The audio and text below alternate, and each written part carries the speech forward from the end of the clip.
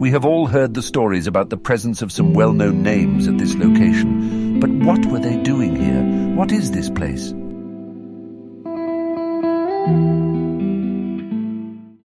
A spiritual master, a saint who left a lasting impact on lives of millions through his teachings and miraculous presence. The story of Neem Karoli Baba, also known as Maharaj Ji, begins in the small village of Akbarpur, India. Born as Lakshmi Narayan Sharma in 1900, he was a child prodigy with extraordinary intuitive abilities. At the tender age of 13, he left home in search of spiritual truth. He wandered through India, serving at spiritual retreats on his way. He eventually reached a village named Vania in Gujarat, and hence began the story of how a 13-year-old kid with a pure heart and a deep devotion to Lord Hanuman, by spending hours meditating and chanting the name of his Lord, eventually became one with his beloved deity. But wait a minute, who is Lord Hanuman? Lord Hanuman is one of the most powerful deities in Hinduism who has been revered for centuries, whose presence on earth throughout the history of time is a testament to his enduring power and significance, whose legacy of love and kindness lives on through his devotees. With Neem Karoli's soul merging with Lord Hanuman's divine essence, he was no longer a mere mortal, but a living embodiment of Lord Hanuman's powers and blessings. He used his newfound powers to help those around him, spreading love and kindness wherever he went. He became known as a saint, and many people came to seek his blessings and guidance. In 1917, he decided to visit Farrukhabad to take a dip in the holy Ganga River and boarded a train. He traveled in the first-class air-conditioned coach with a simple appearance, which led the conductor to expel him from the coach at the Neem Karoli station. Surprisingly, the train halted, and despite the technician's attempts, it couldn't be started again. The conductor then pleaded him to board the train once again, and as soon as he did, the train started running smoothly, as if by a miracle. This incident gave him the name Baba Neem Karoli, which eventually became Baba Neem Karoli as we know him today. He is said to have stayed in the village for a while, where he began to assist the villagers with his astounding abilities, instilling within them an unshakable faith in the divine. He would frequently retreat to a cave for extended periods of meditation and was witnessed with snakes coiling around his body. Later, he embarked on a pilgrimage and would also often visit his hometown upon his father's request. He established more than 100 temples across India devoted to Lord Hanuman during this time, and on one fine evening in 1942, he met with Purna Nand Tiwari, who would later become his devotee. He promised Purna, 20 years from now, I would meet you again.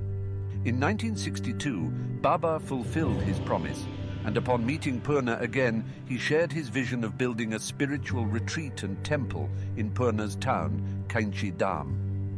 However, Purna was concerned that the government owned the land, and obtaining permission from the Forest Department and Minister Charan Singh would be impossible, but not for Baba.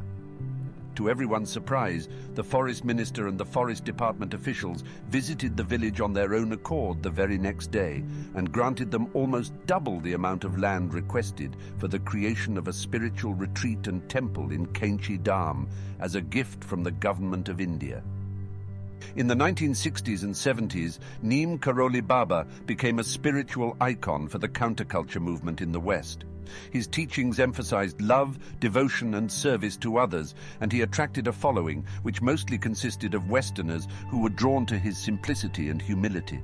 He would refer to all women as Mai, a term which means mother in Hindi. He would take great care to ensure that everyone, including visitors in the ashram, were well fed. इनको खाना खिलाना, चाय पिलानी। हाँ, चाय पिला के नाश्ता करवा दिया। अब जा रही माई, जाओ, अब जाओ, फिर आना। Once I hold your hand, I never leave it, even when you let go of mine.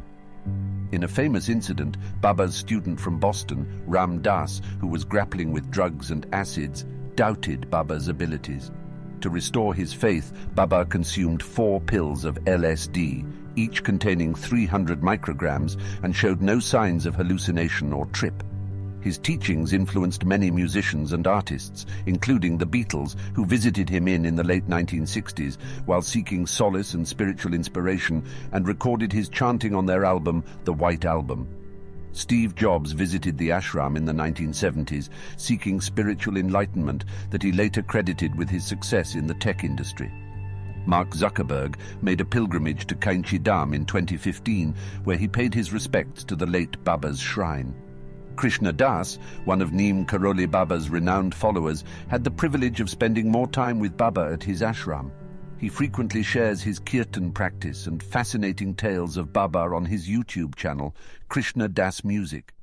Baba was reported having psychic powers and the knowledge of the past, present and future. His miracles and spiritual guidance continued to touch the lives of many until his death on September 11, 1973. Even after his passing, his influence lives on through the many disciples who continue to carry on his teachings and service work. The life of Neem Karoli Baba is a testament to the power of love and devotion, and taught us something very interesting. Love all beings unconditionally without judgment or attachment.